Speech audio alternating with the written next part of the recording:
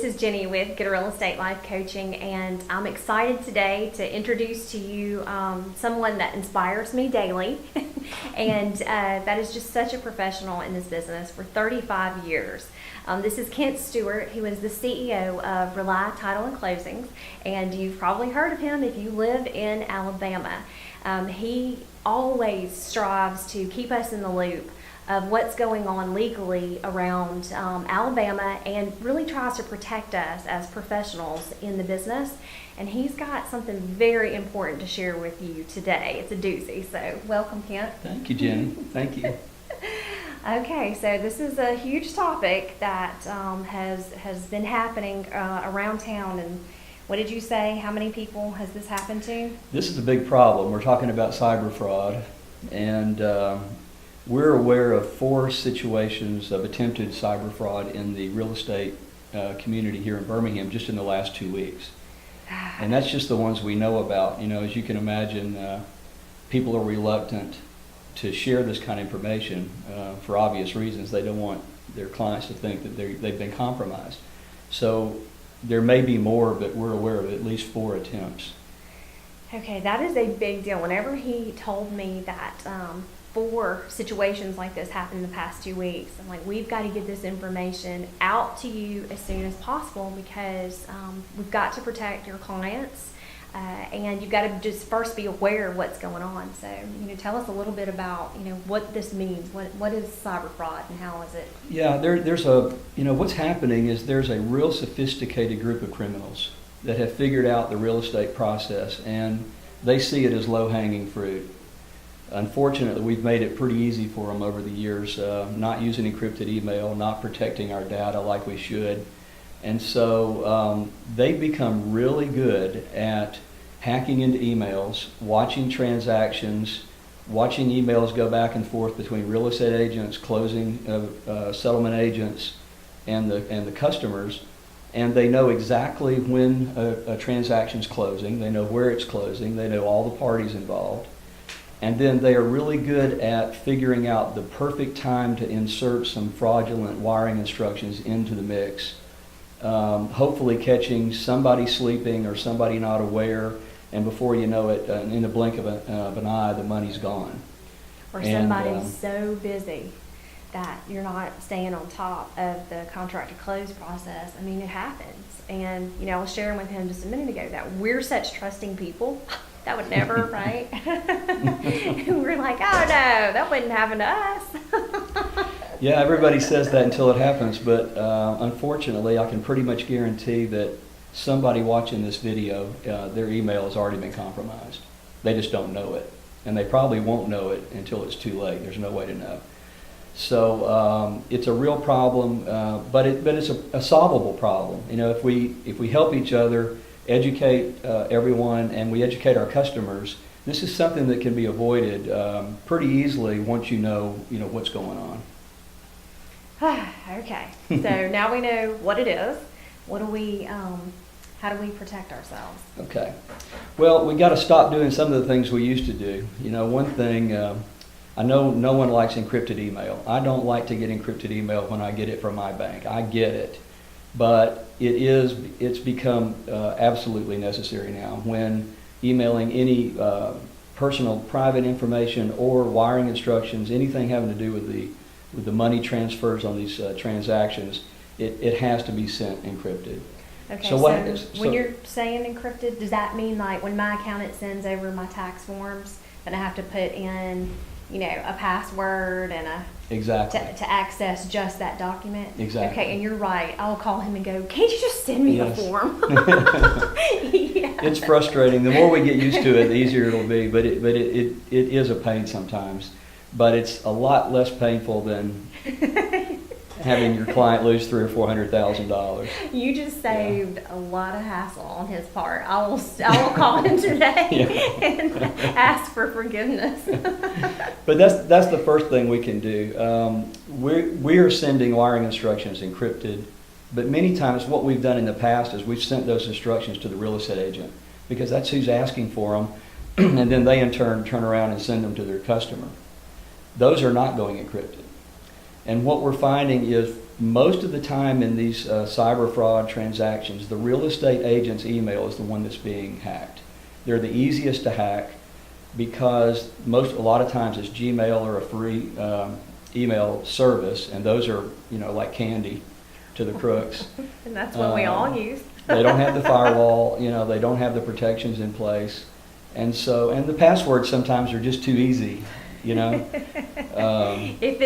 just said that a common password was password. If that's your password, yeah, please change it. Please change that. We recommend. And also, Roll Tide is in a lot of them. Yeah.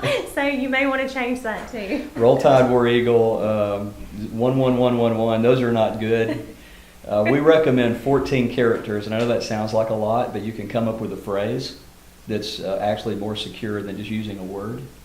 So 14 characters, and then changing that password on a monthly basis is really something the agents can do. Another thing you might want to consider is using your company's domain.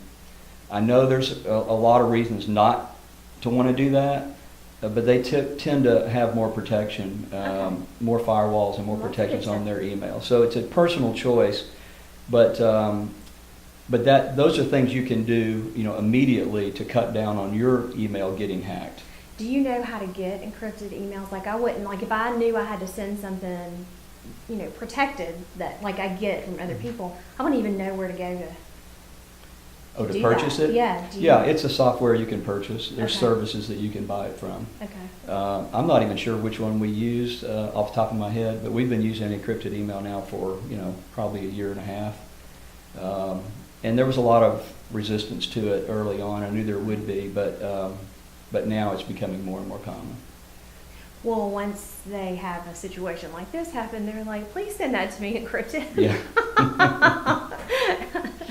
Yeah. The next thing I would recommend, though, and this is probably the best thing the agents can do, is just get out of the loop of receiving wiring instructions. I know that's the way it's always been done in this market, but there's really no reason for you to put yourself at risk like that. I mean, you have nothing to gain and everything to lose if you insert yourself into that loop. So I would encourage you to tell your customers to communicate directly with the closing agent when it comes to wiring instructions, and just stay out of it, because that's one less email that can be hacked. And frankly, the real estate agent email is the one they're trying to hack. They're much less likely to hack a consumer that buys a house once every 5 years than they are that agent that's got multiple transactions. He made me think of this. For you, a lot of times we'll help people do their loan applications, and they'll be in our email. We'll scan them and put them in our email and send them to the loan officers. I mean, that's a lot of people's information. Think about what's on those applications. Their social security numbers, their income, we could be opening all kinds of credit cards with that. Yeah, and it just puts the real estate agent at a lot of risk from lawsuits and a lot of legal fees. It's just something that you don't want to. It's a risk you don't want to take if you don't have to.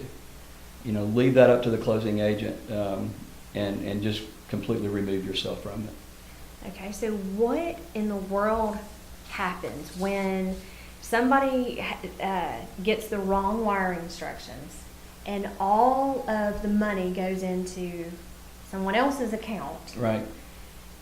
What happens to the property? Well, it usually ends up in a really big lawsuit. The way this typically works, and the crooks, let me stress too, these are not kids in their mom's basement. These are sophisticated criminals that, I don't care how sophisticated you are, you can be tricked if you're not really aware of what's going on, because they have become so good at this now. They know the language, they know the lingo, they know everybody involved in the transaction, like I mentioned earlier. And they also are smart. They wait a lot of times to the end of the month. They know when everyone's going to be busy. They love Fridays. They love Fridays because there's more time for that money to make its way through the system. I have a friend who owns the largest title agency in another state. I won't mention which state it is, but they're kind of the RELI of that state. And they had a transaction on a Friday, $6 million loan seller proceeds going to 3 different people, $2 million, $2 million, $2 million. At the last minute, substitute wiring instructions came into the office Friday afternoon, 4:30. We want this to go into our investment account and not our checking account. The money went out on Friday. He went home, had a nice weekend. Walked in Monday morning, the phone was ringing. One of the three didn't get their money. He immediately knew what happened and just was sick. By that time, the money had already made its way through the Fed. It was gone. And he had a choice. He had no insurance for that, because what a lot of people don't realize is that their normal E&O insurance does not cover social engineering, which is what this is. This is being tricked into sending money to someone that you're not supposed to send it to. So your E&O insurance doesn't cover you unless you have a special rider, which now RELI has because of this situation. We wouldn't have known otherwise had we not had this happen to a friend.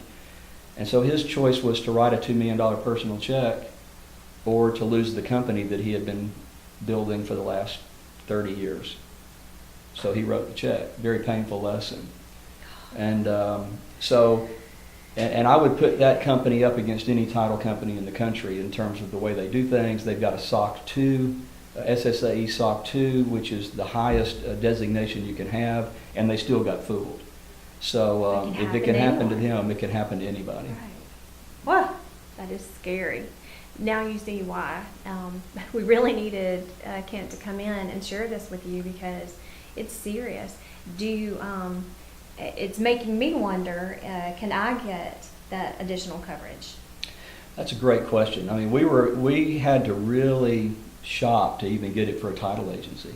And the insurance companies don't want to write a really big policy on that, because that's really where all the losses are coming from right now. Is in the social engineering section, where you're being fooled or tricked into sending money to the wrong bank account.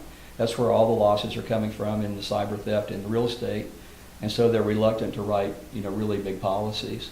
And we had to shop it for a long time, so it's out there, but it's difficult to find. Okay, so you don't want this to happen.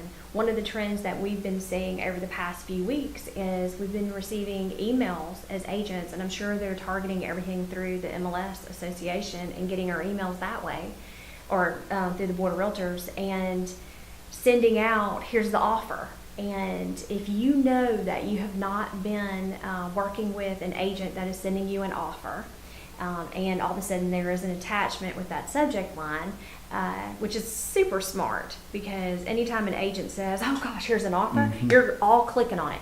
Well, then they normally gain access to your emails that way. So if you're not working with an agent that you receive that email from, call them first, verify, hey, I didn't even know you showed my property, what's going on here, why would I have an offer from you, before you even open it, and then get rid of it.